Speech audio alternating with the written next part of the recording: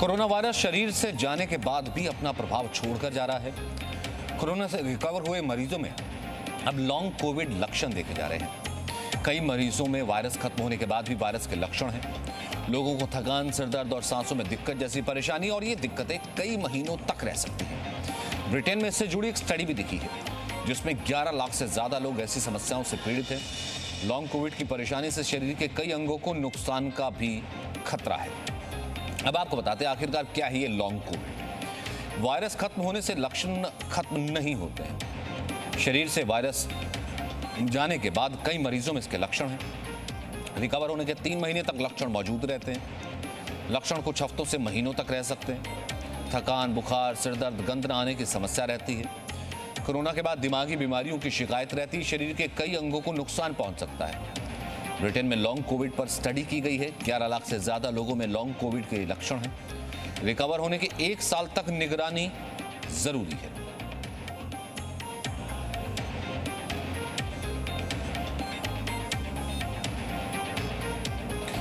हमारे साथ इस वक्त एक पैनल खास मौजूद है। हमारे साथ डॉक्टर राहुल भार्गव हैं और हमारे साथ डॉक्टर कौशल कांत हैं और डॉक्टर सूर्यकांत त्रिपाठी भी हमारे साथ जुड़ेंगे। सबसे पहले डॉक्टर राहुल भार्गव, मैं आपसे जानना चाहता हूं, ये जो स्टडी आई है लॉन्ग कोविड, इससे पहले कुछ लोग कहते जरूर थे मैं ठीक हो गया लेकिन अभी हिम्मत नहीं है, ठीक हो गया सांस नहीं ले पा रहा हूँ, ठीक हो गया लेकिन अभी रिकवर नहीं कर पा रहा हूँ, क्या ये वही है या ये अलग है? सचिन जी, बहुत अच्छा टॉपिक आपने लिया है क्योंकि दर्शकों को ये जानना जरूरी है कि जो कोविड और उसके वेरिएंट इस बार ये ज्यादा लंबे तक परेशान कर रहे हैं। परेशान 3 से 6 महीने तक। ये स्टडी ये बताती है कि 11 लाख लोगों में 5000 लोगों को दोबारा एडमिशन की जरूरत पड़ सकती है अगले 3 से 6 महीने तक। अब इसमें क्या क्या परेशानियां हैं, जो कुछ जर्नल है और कुछ ऑर्गन संबंधित है। उस जर्नल बीमारी में क्या है? टायर्डनेस, फैटिग, जिसमें मांसपेशियों में दर्द रहना, बिल्कुल काम करने की इच्छा ना करना, सुबह उठ ना पाना, जोड़ों में दर्द रहना साथ में। इसी के साथ में सांस का फूल जाना, बार बार चलते हुए सांस का फूलना, चेस्ट में पेन रहना, फैटिग हो जाना। इसके साथ में प्रॉब्लम ऑफ मेमोरी, मतलब आपकी मेमोरी भूल जाना बार बार, जिसे अपन फॉगिंग कह रहे हैं, दिमाग की फॉगिंग हो जाना। इसके साथ में पैल्पिटेशन, हार्ट की गति ज्यादा तेजी से चलना, हार्ट अटैक होने की संभावना बढ़ना, डायबिटीज का परसिस्टेंट रहना। और 2 इंपॉर्टेंट परेशानियां जो देखने को मिल रही हैं वो परेशानियां हैं बुखार का बार बार आना, मतलब कोविड ठीक होने के घर जाने के बाद भी पेशेंट 2-2 महीने तक बुखार के साथ वापस आ रहे हैं। बुखार 100-101 तक बुखार आता है, परसिस्टेंट रहता है, जो एंटीबॉडी की खराबी की वजह से है, क्योंकि बॉडी का इम्यून सिस्टम डिसरेगुलेटेड हो चुका है। तीसरी इंपॉर्टेंट चीज जो इंपॉर्टेंट है, लो प्लेटलेट का आना।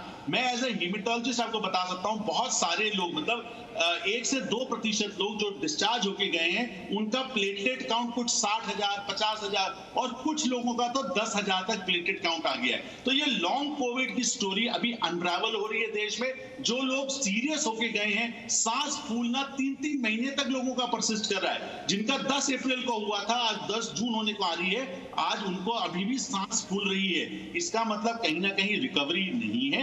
लंग्स में फाइब्रोसिस होने के बाद भी रिकवरी प्रॉपर तरीके से नहीं हो पा रही, और इम्यून सिस्टम कहीं ना कहीं डिसरेगुलेटेड है, जिसकी वजह से ये परेशानियां चल रही हैं। हमको इसको आइडेंटिफाई करना है। ऐसा नहीं है कि इसकी इलाज नहीं है, इलाज है, पर लोगों को सचेत करना है, नॉलेज लाना है और डॉक्टर के पास जल्द से जल्द जाके इलाज कराना है। डॉक्टर कौशल कांत, फिर इलाज क्या हो सकता है इसका? देखिए, जैसा डॉक्टर राहुल ने तो सारे सिम्टम बता दिए। इसमें आइडियली 6 हफ्ते तक जो भी सीरियस पेशेंट हैं, जिनका कि हॉस्पिटल एडमिशन हुआ, जिनको ऑक्सीजन की रिक्वायरमेंट हुई है, उनका एक टेस्ट होता है, बहुत ही आसान सा टेस्ट CRP होता है। हमने देखा है कि बहुत सारे पेशेंट्स में CRP कई हफ्तों और महीनों तक हाई रह रहा है।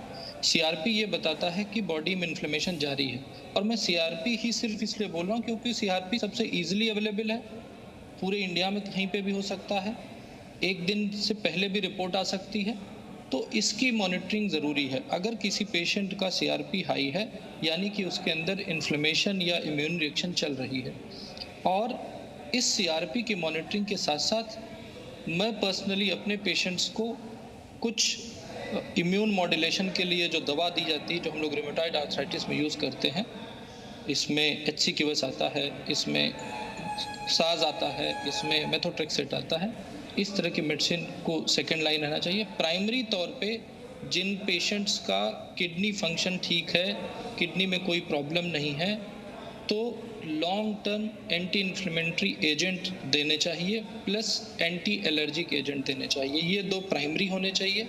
अगर इसके बाद भी ठीक नहीं हो रहा है तो उसमें एडिशन किया जा सकता है इम्यूनोमॉड्यूलेटर का, प्लस कभी कभी स्टेरॉइड की लो डोज पे रखा जा सकता है। इसको ध्यान में रखते हुए ट्रीटमेंट करना चाहिए। और मेरा ये मानना है, मैं पहले भी बता चुका हूँ, कि कोविड का जो मेडिकेशन है सुपरविजन के साथ लॉन्ग टर्म चलना चाहिए।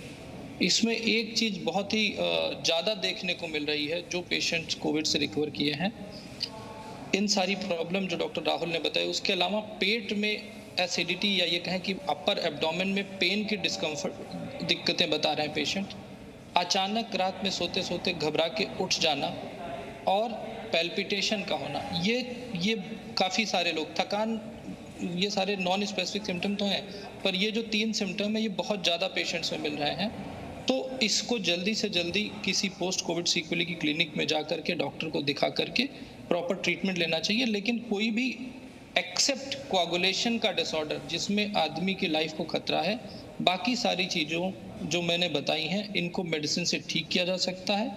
इसमें एक चीज़ आती है जिनका कि लंग का चेस्ट सीटी में स्कोर 12 प्लस है या ज़्यादा है, जो आईसीयू में गए थे, उसमें पोस्ट कोविड फाइब्रोसिस होने का चांस रहता है। तो उसके लिए चेस्ट फिजियोथेरेपी और अपने चेस्ट स्पेशलिस्ट से मिल करके या कोविड स्पेशलिस्ट से मिल करके फाइब्रोसिस को रोकने के लिए कुछ दवाएं होती हैं, उसको शुरू करना चाहिए जी।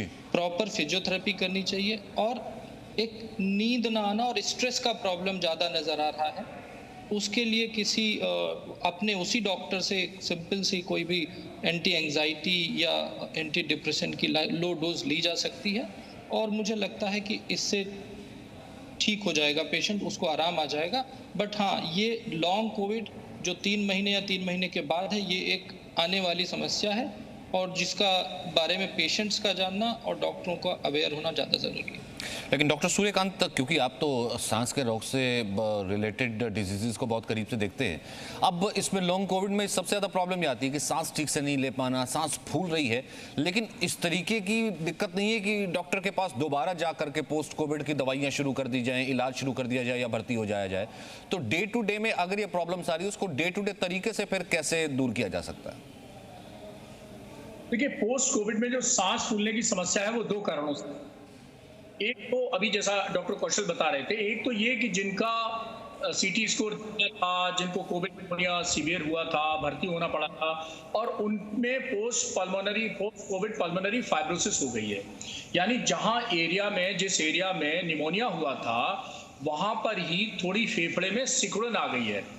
अक्सर उत्तर प्रदेश में तो मैं कहता हूँ, लोग जानते हैं, यहाँ एक कारीगरी होती है कापड़े पे, उसका नाम होता है रफूगर।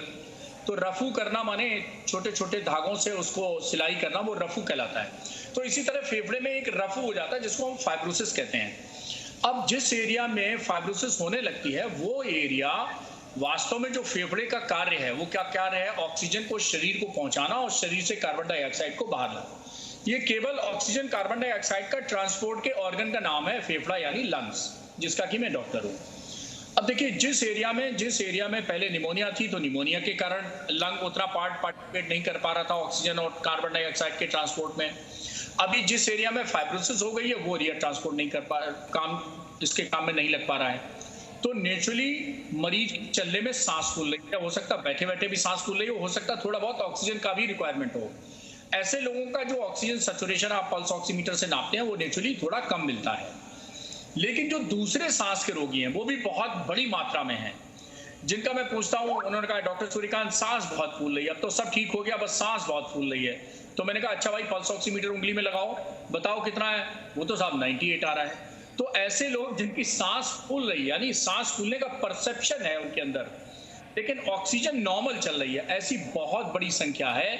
और ऐसे लोगों को वास्तव में काउंसलिंग की जरूरत है, साइकेट्रिस्ट की जरूरत है। तो इसीलिए पोस्ट कोविड जो है स्पेशलिस्ट हैं या पल्मोनरी स्पेशलिस्ट हैं या क्रिटिकल केयर स्पेशलिस्ट हैं या आईसीयू स्पेशलिस्ट हैं, उनका डोमेन पोस्ट कोविड समस्याएं देखना केवल नहीं रह गया है। अब ये बन गया है मल्टी मॉडलिटी डिस्कशन के साथ, मल्टी मॉडलिटी स्पेशलिस्ट के ट्रीटमेंट के अंदर, जिसमें एक फिजिशियन इन्वॉल्व होता है, एक लंग फिजिशियन इन्वॉल्व होता है, जिसमें एक आपका जो स्पेशलिस्ट आप कह लीजिए रूमेटोलॉजिस्ट या ऑर्थोपेडिक, क्योंकि जोड़ों के दर्द बहुत समस्या है वो होता है, और एक जो है वो साइकेट्रिस्ट होता है। तो साइकेट्री के पोस्ट कोविड यानी लॉन्ग कोविड में साइकेट्रिस्ट की बहुत बड़ी भूमिका है, काउंसलर की बहुत बड़ी भूमिका है, और सबसे बड़ी बात मैं बताऊं कि फैमिली मेंबर्स और जो पीयर ग्रुप है उसके इन्वॉल्वमेंट की बहुत बड़ी जरूरत है, बहुत बड़ी जरूरत है। देखिए, पेशेंट कोविड से ठीक हो गया है, उसको सदमे में गुजर रहा है, सदमे से इसलिए गुजर रहा है, उसको लगता है बाप रे कोविड हमको हो गया, उसे कभी कभी विश्वास नहीं आता, अरे आईसीयू में जाके हम निकल आए, जिंदा हैं, बचे हुए हैं, माय गॉड मेरा दोबारा जन्म हो गया है, भगवान ने कृपा कर दी है।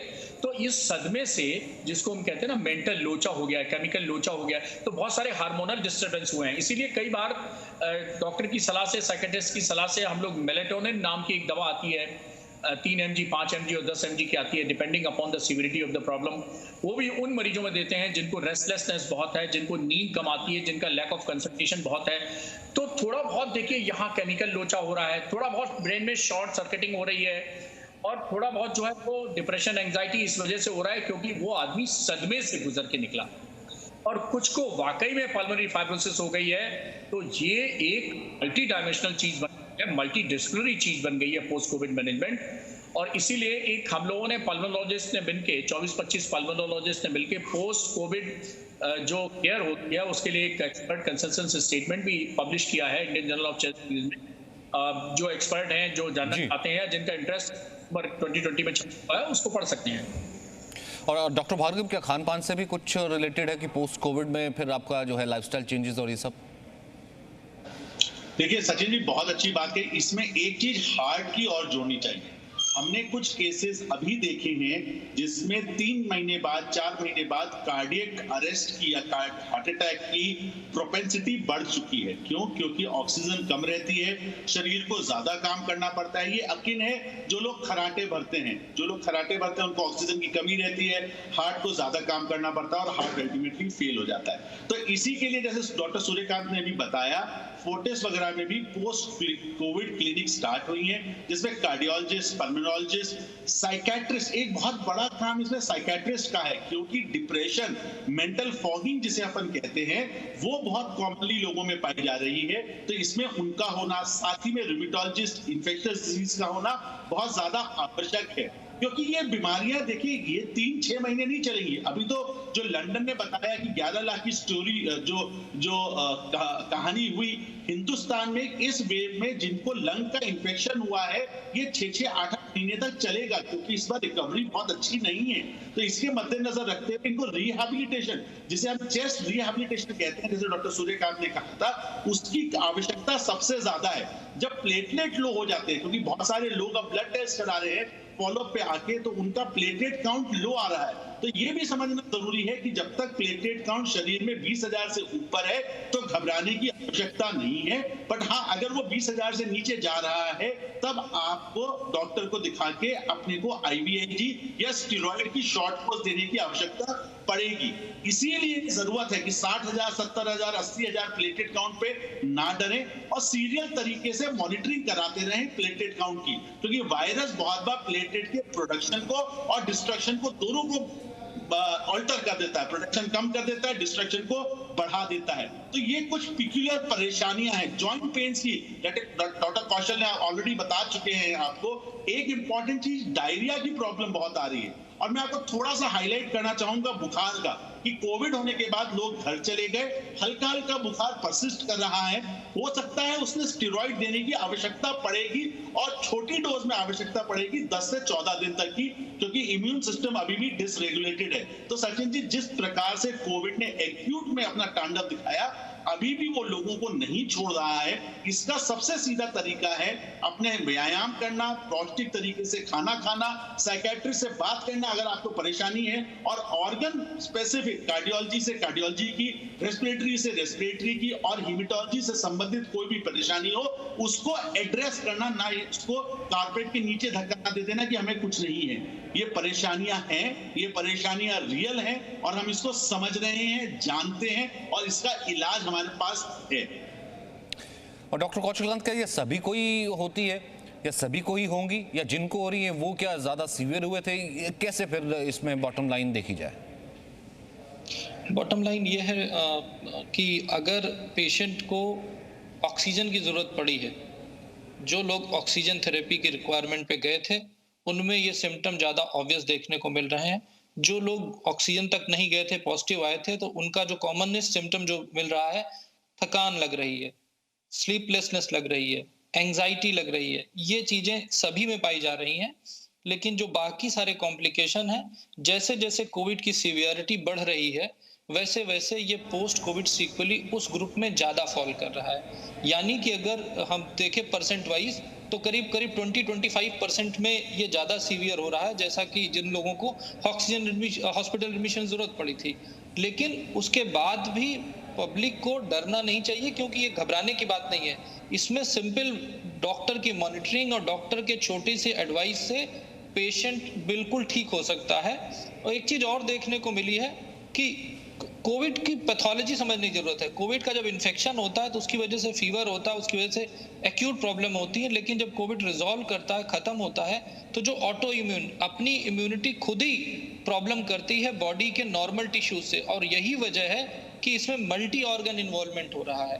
तो हमें इम्यूनिटी को कंट्रोल करना पड़ेगा, डॉक्टर को उस पर ज्यादा ध्यान देना पड़ेगा। और जो डायबिटीज की बात आ रही है, बहुत सारे पेशेंट जिनमें डायबिटीज और कोविड हुआ है, उनका post Covid diabetes, blood sugar का कंट्रोल बहुत वेरिएबल हो गया है। उनके डोज को एडजस्ट करने की जरूरत है। तो ये सारी प्रॉब्लम बहुत ही नॉर्मल है। पोस्ट कोविड में मरीज को घबराने की बजाय किसी पोस्ट कोविड क्लिनिक में कांटेक्ट करना चाहिए, डॉक्टर से मिलना चाहिए। और इसमें जान के खतरे की बहुत ही कम पॉसिबिलिटी है। जो डॉक्टर राहुल ने बताया, हार्ट अटैक, हार्ट फेल होना, उनका नंबर बहुत कम है। लेकिन मेजॉरिटी पेशेंट में क्रॉनिक प्रॉब्लम रह सकती है। और अभी इस कोविड की कॉम्प्लिकेशन का अनफोल्ड होना और बाकी है, क्योंकि अभी कुल 1.5 साल से ये कोविड हम देख रहे हैं। हो सकता है ये ज़्यादा लंबा चले। तो जितना ज़्यादा एक्सरसाइज करेंगे, फिजिकल फिटनेस रखेंगे, अपने मन को स्ट्रेस फ्री रखेंगे। और एक चीज़ और देखने को मिले कि जो नींद का जो पैटर्न, जो साइकिल चेंज हुआ है, उस साइकिल को मेंटेन करने के लिए, जैसे डॉक्टर सूर्यकांत ने बताया, मेलेटोनिन की टैबलेट ली जा सकती है जो बायोलॉजिकल क्लॉक को सेट करती है। ये सारे ऑप्शंस हैं। किसी को घबराने की जरूरत नहीं है, सिर्फ अवेयरनेस की बात है, समझने की बात है कि ये इसका पार्ट है और हम इसको आसानी से डील करके निकल सकते हैं। तब तक डील करके निकल सकते हैं। लेकिन डॉक्टर सूर्यकांत, लेकिन फिर भी ये ख्याल आना कि क्या, जैसे एक बहुत ऐसी थ्योरी चल रही है कि लॉन्ग कोविड का मतलब ये कि आपकी अब आयु कम होगी, आपके 10 साल कम हो गए, अब तो ये आपको, आपके लंग्स जो है आगे ऐसे हो गए कि मतलब अब आप कुछ भी नहीं कर सकते हैं, अब आगे आपको कोई और वायरस आ गया फिर आप जी नहीं पाएंगे। बहुत सी ऐसी चीज़ें जो हैं, बहुत सी ऐसी बातें और चीज़ें चल रही हैं। ये क्या फेक न्यूज़ है, ये क्या है?